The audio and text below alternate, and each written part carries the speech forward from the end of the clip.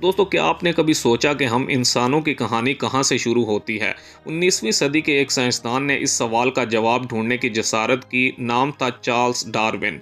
वो जीनियस जिसने इर्तिका के नज़रिए से न सिर्फ हयातियात बल्कि पूरी इंसानी सोच को हमेशा के लिए बदल दिया। चलिए इस इनकलाबी कहानी का सफ़र शुरू करते हैं। दोस्तों, 1809 में इंग्लैंड में पैदा होने वाला डार्विन बचपन से ही फितरत का दीवाना था। 22 साल की उम्र में वो जहाज़ MHS बीगल पर बहरी सफ़र पर निकला। 5 साल के इस सफ़र ने इसकी ज़िंदगी ही बदल दी। गैलापागोस जज़ायर पर चिड़ियों की चोंचों में फ़र्क देखकर इसके जहन में एक इनकलाबी ख्याल ने जन्म लिया। दोस्तों, डार्विन ने मुशाहिदा किया कि फितरत में सिर्फ मजबूत और मुवाफिक जानदार जिंदा रहते हैं। इसी मुशाहिदे से इसने नज़रिया इर्तिका बनाया। लाखों साल में छोटी छोटी तब्दीलियां जानदारों को नई अनवा में बदल देती हैं।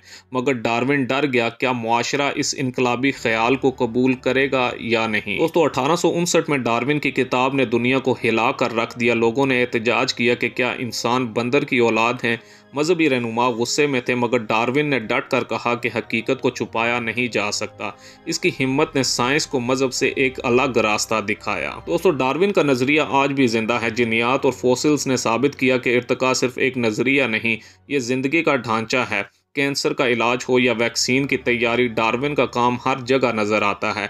यहाँ तक कि हमारी आंखें भी लाखों साल की तब्दीलियों का नतीजा हैं। दोस्तों, 1882 में डार्विन की मौत के बाद इसका नज़रिया जिंदा रहा।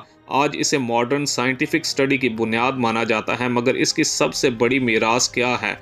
वो है सवाल करने की हिम्मत। चाहे समाज कितना ही मुखालिफ क्यों ना हो, डार्विन ने हमें सिखाया कि सच्चाई कोई जामिद चीज़ नहीं है, ये वक्त के साथ इर्तिका पजीर होती है। अगर आपको ये वीडियो पसंद आई हो तो वीडियो को लाइक करें, शेयर करें और हमारे चैनल को सब्सक्राइब करें। ऐसी ही मज़ीद कहानियों के लिए हमारे साथ जुड़े रहें। अगली वीडियो तक के लिए अल्लाह हाफिज़।